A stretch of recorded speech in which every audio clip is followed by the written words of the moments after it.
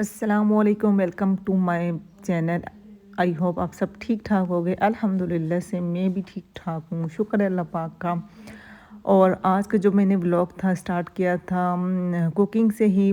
तो आपको पता है कि रमज़ान मुबारक में यही हमारी रूटीन है, सेम रूटीन है कि हमें अफ्तार के वक्त ज़्यादातर कुकिंग का ही काम करना होता है। क्लीनिंग वगैरह जो होती है वो मॉर्निंग टाइम करती हूँ, लेकिन कुछ इतनी ख़ास नहीं करती क्योंकि मुझे उसका व्लॉग नहीं बना पाती। तो वैसे भी मुझे अफ्तार की तैयारी करनी होती है, तो फिर मेरी यही कोशिश होती है कि अफ्तार से ही अपना व्लॉग स्टार्ट कर देती हूँ।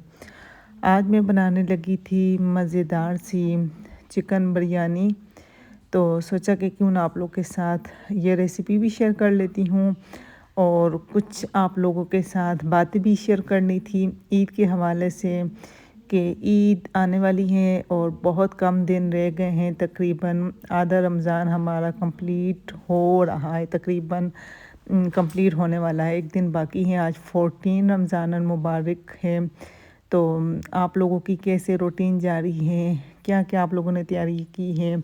तो इंशाल्लाह आज थोड़ी बहुत क्लीनिंग करनी थी घर की, वो भी इंशाल्लाह मैं करूँगी। लेकिन मतलब रमज़ान से पहले भी मैंने क्लीनिंग कर दी थी, लेकिन कुछ काम रह गए थे वो मैंने सोचा कि ईद से पहले पहले कर लेती हूँ। और आप लोगों के साथ आज के इस व्लॉग में मैं चिकन बिरयानी के साथ साथ आप लोगों के साथ ईद की तैयारी बजट में रहकर कैसे बचत करें वो इंशाल्लाह आप लोगों के साथ शेयर करूँगी।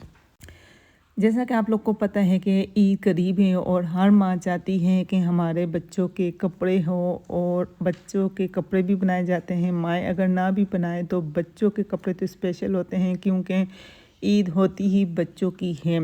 तो अभी तक अगर आप लोगों ने नहीं बनाए तो आज से ही अपना बजट स्टार्ट कर ले और बजट में रहकर अपने बच्चों के कपड़े बना सकते हैं। सबसे पहले आपने नंबर 1 बजट का जो पॉइंट है वो ये देखना है कि अगर आपके घर में ही कोई कपड़ा है। देखिए, अगर हम ऐसा करते हैं ना अक्सर कि कोई कपड़े ले लेते हैं या बच्चों से बच जाते हैं या किसी बड़े अफराद से बच जाते हैं या वालदा मतलब पेरेंट्स में से अगर हमें कोई दे देता है बच्चों के कपड़े या कोई बड़ा पीस दे देता है तो हम उसे संभाल कर रख लेते हैं, तो वो हमें मुश्किल वक्त में काम आ जाता है। तो अगर आपके घर में ही कोई पीस है, कोई कपड़ा है जो कि आपके छोटे बच्चे हैं, तो आप उसे आसानी से स्टिच करवा सकते हैं। अगर आपको ख़ुद स्टिचिंग आती है तो आप ख़ुद भी स्टिचिंग कर सकते हैं। तो ये भी बहुत ही आसान सी टिप्स है कि आप लोग घर में ही बजट कर सकते हैं, मतलब कि बजट में रहकर आप अपने बच्चों की ईद की तैयारियां कर सकते हैं। तो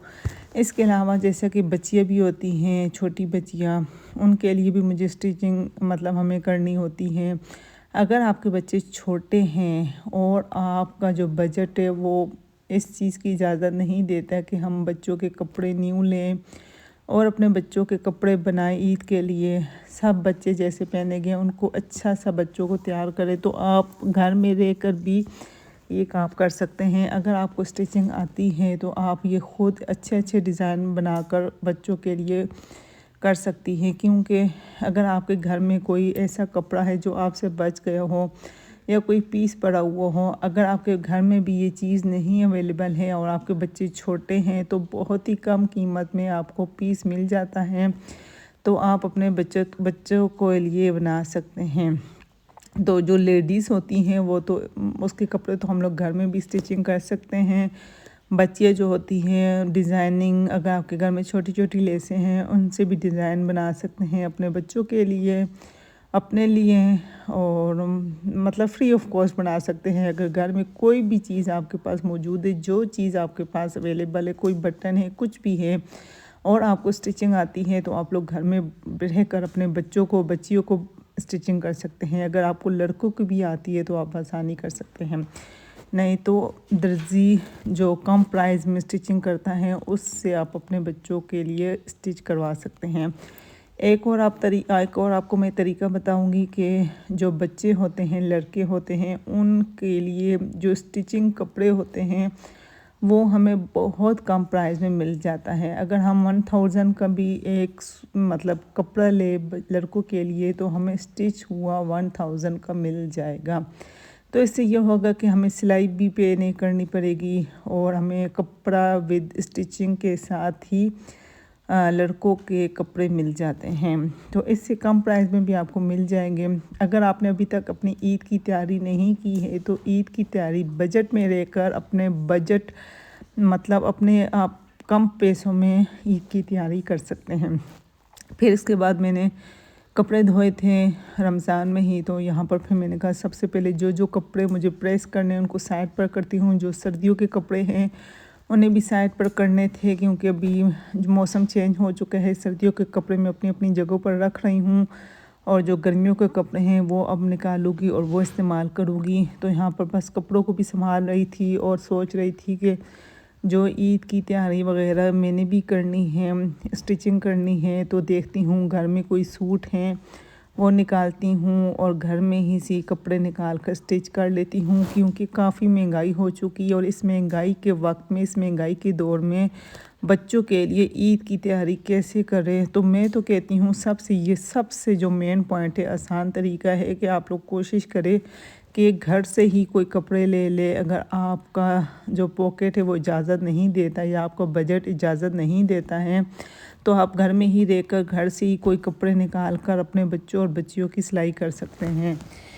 मैंने ख़ुद ये चीज़ की है, ये काम किया है कि बच्चों के कपड़े मैंने ख़ुद मतलब घर से ही निकाल कर उनको स्टिचिंग करवाए हैं।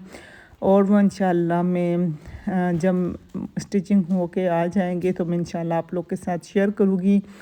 और बच्चियों की जो सिलाई नहीं की वो घर में ख़ुद सिलाई करूँगी। जब मुकम्मल ईद की तैयारी हो जाएगी तो इंशाल्लाह मैं भी वो आप लोगों के साथ तैयार बताऊँगी, आप लोगों को आप लोग के साथ शेयर करूँगी कि कैसे बजट में मैंने स्टिचिंग करवाए थे। तो बहुत ही आसान सी टिप्स है, बस इसको आपको फॉलो करना है और बजट करनी है और बजट में रहकर बचत भी करनी है।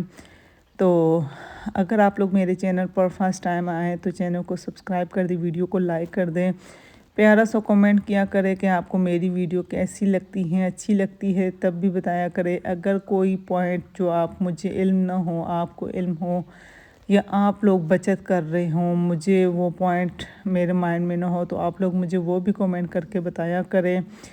तो क्योंकि आपको पता है कि महंगाई काफ़ी महंगाई हो गई है और हर इंसान हर चीज़ अफोर्ड नहीं कर सकता। तो क्योंकि अगर किसी के 2 या 3 बच्चे भी हैं तो 2 या 3 बच्चों के कपड़े बनाना, उसकी ईद की तैयारी करना रमज़ान में मुश्किल हो जाता है, क्योंकि रमज़ान आ जाता है। रमज़ान में भी ख़र्चे होते हैं, अखराजात बढ़ जाते हैं, तो फिर सिलाई भी करनी होती है। तो कोशिश किया करें आप लोग घर में ही स्टिचिंग बच्चियों के कपड़े कर लिया करें। चले बच्चों के तो कपड़े हर ख़वातीन को नहीं आते स्टिचिंग करना, लेकिन जो बच्ची होती है उसकी सिलाई तो हम आराम से घर में रहकर कर सकते हैं। अगर आपके पास सिलाई मशीन है तो आप आसानी से कर सकते हैं। जैसा कि आपको पता है कि अब रमज़ान में भी महंगाई कर देते हैं ईद की वजह से। जो चीज़ कम प्राइस में होती है रमज़ान से पहले वो फिर रमज़ान में महंगी कर देते हैं, क्योंकि आपको पता है कि ईद आती है तो हर इंसान को पता होता है कि हमने ये चीज़ ख़रीदनी है, तो इस वजह से भी वो उस चीज़ की प्राइस जो होते हैं डबल कर देते हैं। तो कोशिश करें कि अभी भी काफ़ी दिन पड़े हैं, तकरीबन आधा रमज़ान तकरीबन 15 डेज़ हैं, मतलब आधा रमज़ान है। तो आप लोगों ने अभी ही तैयारी करके अपने बच्चों की रख ले, क्योंकि फिर जो आगे के लास्ट के 10 रोज़े होते हैं, वैसे तो पूरा रमज़ान होता है इबादत का, लेकिन जो 10 रोज़े होते हैं उनकी ताक रातों को आपने इबादत करनी है, ख़ुद को अल्लाह के सामने अल्लाह पाक से हर चीज़ मांगनी है, अल्लाह के सामने दुआएं मांगनी है। मतलब जो चीज़ भी है हर चीज़ को दीन के हिसाब से फ़ॉलो करना है, इबादत करनी है, क्योंकि ताक रातें आ रही हैं और थोड़े दिन रह गए हैं इबादत के लिए भी। तो अपने अल्लाह पाक को राज़ी कर ले। तो तैयारी जल्दी से करके रख ले, क्लीनिंग कर ले, जो जो काम है ख़त्म कर ले और अपने कुरान पाक की तिलावत करे और नवाफिल वगैरह पढ़े और इबादत पर ज़ोर दे। और जो जो बच्चों की तैयारी आपने नहीं की ये तो कर लें। अगर आप लोगों ने मेरा व्लॉग देख लिया है तो जल्दी से तैयारी करके फ्री हो जाए, क्योंकि जब तक हम अपने बच्चों की तैयारी ना कर लें, अपने काम को मैनेज ना कर लें, अपने काम को ख़त्म ना कर लें, तो फिर हमें टेंशन सी होती है। तो इस वजह से आप लोगों ने तैयारी करके रख लेनी है। तो उम्मीद है कि आज का आपको ये मेरा छोटा सा व्लॉग पसंद आया होगा। तो बस पसंद आया है तो ज़रूर आपने मुझे सपोर्ट करना है, लाइक करना है, कमेंट भी करना है। और यहाँ पर मैं आज बना रही थी बच्चों के लिए रोल समोसे। तो समोसे रोल चिकन पड़ा हुआ था, जैसे कि मैंने आप लोग को इससे पहले ब्लॉग्स में बताया था कि कुछ चिकन पड़ा हुआ था, तो उसके लिए बच्चों के लिए कुछ बना लूँगी। तो यहाँ पर फिर बच्चों के लिए समोसे बना रही थी। तो समोसों की मैंने जो मसाला था रेडी कर लिया था, तो आटा भी बस रेडी था। बस अब इसके पेड़े बनाती हूँ, रोटियाँ बनाती हूँ और बच्चों के लिए समोसे बनाती हूँ, क्योंकि अफ्तार का टाइम हो चुका है। रोज़ा खुलने में कुछ ही देर बाकी है। जल्दी से रेडी करती हूँ हर चीज़, फिर दस्तरखान बिछाते हैं, फिर रोज़ा खोलते हैं। और यहीं तक था मेरा आज का व्लॉग। तो बस उम्मीद है कि आपको पसंद आया होगा।